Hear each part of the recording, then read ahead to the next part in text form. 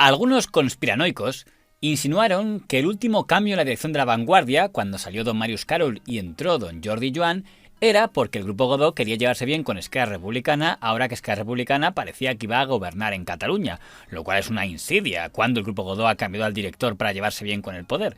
Y para demostrar que el Grupo Godó y La Vanguardia no quieren ser pelotas con Esquerra Republicana, dedicaban este fin de semana esta portada inocente sobre el líder de Esquerra Republicana, don Oriol Junqueras, tras salir de prisión.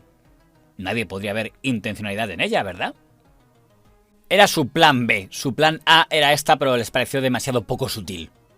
El director de La Vanguardia, Jordi Joan, intentó sacarle a Oriol Junqueras en la entrevista que le publicó ayer una frase que pudiera interpretarse como una apuesta clara por la convivencia y por la concordia. Y Jordi preguntó y repreguntó, pero...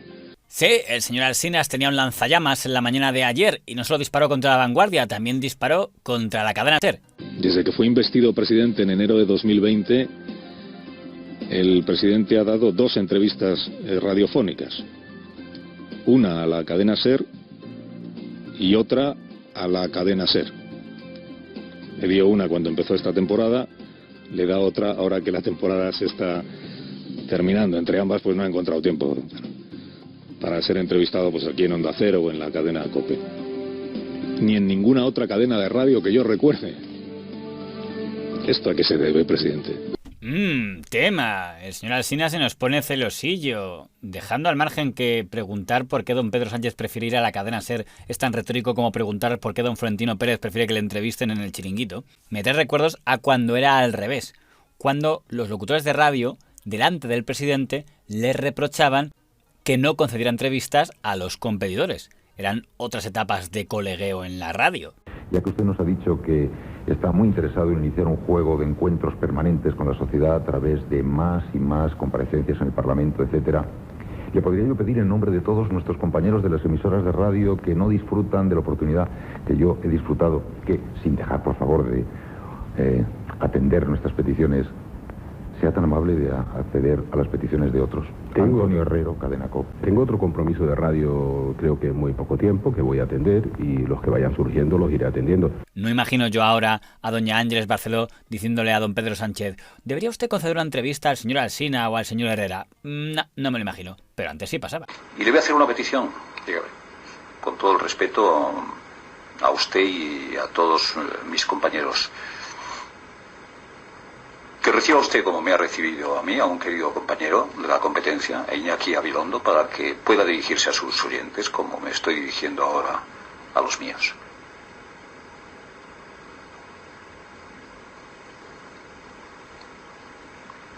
No se ha cortado la emisora, es un silencio que se está produciendo en este momento. Las entrevistas no es que se concedan o no por capricho, influyen muchas circunstancias, ¿no? Y evidentemente, pues del mismo modo que usted puede tener interés en entrevistar al presidente del gobierno, el presidente del gobierno o cualquier otra persona pueden tener la libertad de conceder o no conceder una entrevista, ¿no? Aplicando el traductor idioma aznariano a idioma castellano, las entrevistas no se conceden por capricho, sino que se conceden por capricho. Está bien recordar estas cosas, y el que desde luego no las ha olvidado era don Iñaki Gabilondo, que esta mañana, en la mañana de ayer, volvía a estar en la cadena SER y en vez de hablar de don Pedro Sánchez y de cuestionar algo que podría haber dicho don Pedro Sánchez en la entrevista que concedió ayer a la cadena SER, consideró que era más útil aplicar la crítica política no al gobierno, sino a la oposición, al PP, que es a lo que le va. De hecho, la SER subió un fragmento del desahogue del señor Gabilondo contra el Partido Popular. Tengo que consumir un minutito para decir que me parece escandalosa la hipocresía del Partido Popular en el tema de la lucha antiterrorista. Tal escándalo que no puedo evitar recordar tantos años ante estos mismos micrófonos asistiendo a los procesos en los cuales el gobierno de Aznar y con Mayor Oreja de ministro, etcétera, iba procediendo con una gran soltura al acercamiento de presos. Sí. 400 y pico presos fueron acercados por el gobierno de Aznar. ¿Cómo pueden atreverse ahora a hacer este tipo de juego de descalificación? Haciendo además que mucha gente que no se acuerda de aquello, pues crea que está pasando algo que no ocurrió antes. Algunos actos de hipocresía me parecen lamentables. Aquí es donde termina la parte de la intervención del señor Gabilondo que la cadena SER ha subido a YouTube. Y me llama la atención porque la intervención sobre esto duró apenas 2 minutos y subieron 1 minuto y medio. ¿Por qué omitir esos 30 segundos finales que les costaba poner la intervención entera? Quizá a lo mejor se había dicho algo que no era verdad y no era bueno que se notara demasiado.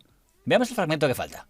Pero algunos actos de hipocresía me parecen lamentables. Y ese acercamiento de presos, Iñaki, con el Partido Popular, era cuando ETA mataba. ETA mataba, claro. ETA estaba activa. Estábamos aquí en antena contando un atentado va y un atentado viene, cuando estábamos también hablando de estos acercamientos de presos que en aquel momento el gobierno iba contando con el apoyo de la oposición para hacerlo. Va a ser que no. Y ese acercamiento de presos, Iñaki, con el Partido Popular, era cuando ETA mataba. ETA mataba. Eso es mentira. Con lo que le respetamos, señor Gabilondo, ¿cómo cae en una de estas? Si además tenía las de ganar. Lo que quería decir es, creo que el Partido Popular es hipócrita porque critican los acercamientos de presos cuando ellos, durante la tregua de ETA del año 98-99, acercaron presos. Es verdad que no acercaron presos al País Vasco. Cogieron a los presos que estaban en Ceuta, Melilla, Canarias, Baleares y los acercaron a la península. Que, por cierto, Herri Batasuna se enfureció, porque consideró que cuando ETA había hecho una tregua, un alto el fuego, esperaba un gesto bastante mayor que ese. Así no existe ningún preso vinculado a la organización ETA fuera de la península. Todos los presos que había en las islas han sido trasladados a la península. Todos. Nos parece una total y absoluta tomadura de pelo. Creemos que con esta decisión se están riendo de la sociedad de Euskal Herria.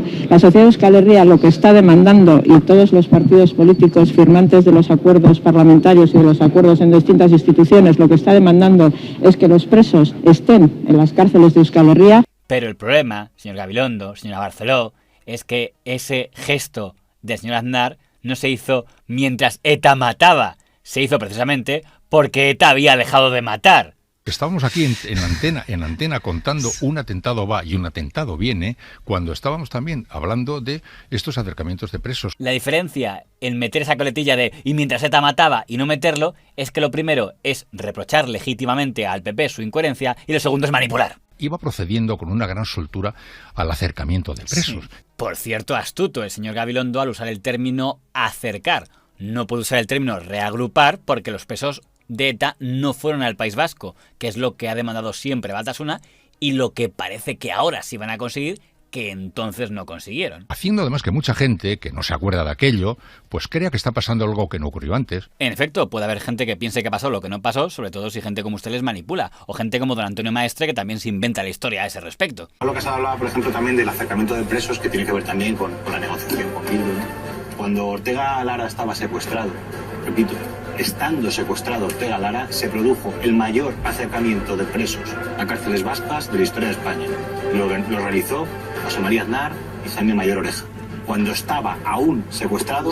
Eso es mentira. Que no, que el acercamiento de presos fue en diciembre de 1998 y septiembre de 1999, cuando estaba la tregua de ETA, y el secuestro de Ortega Lara obviamente es cuando no había tregua de ETA porque había secuestros. De hecho, el motivo del secuestro de Ortega Lara y del asesinato de don Miguel Ángel Blanco era pedir la reagrupación de presos. Y dado que el señor Ortega Lara fue torturado y el señor Miguel Ángel Blanco fue asesinado, ninguno de los dos fue liberado por ETA, será porque no se les hizo caso entonces y no se hizo el acercamiento de presos. Si Aznar hubiera acercado presos, como dice el señor Maestre, hubieran liberado al señor Ortega Lara y no habrían asesinado al señor Miguel Ángel Blanco. Estando secuestrado Ortega Lara, se produjo el mayor acercamiento de presos. Con lo fácil que era decir, el PP también acercó presos, pero no, hay que meter la coletilla. Y además lo hizo cuando Ortega Lara estaba secuestrado. No. Y manda narices que tituléis hipocresía del PP cuando se me ocurren pocas hipocresías mayores que dar lecciones de veracidad manipulando. Y quizá porque alguien se dio cuenta del vídeo de YouTube cortaron el final.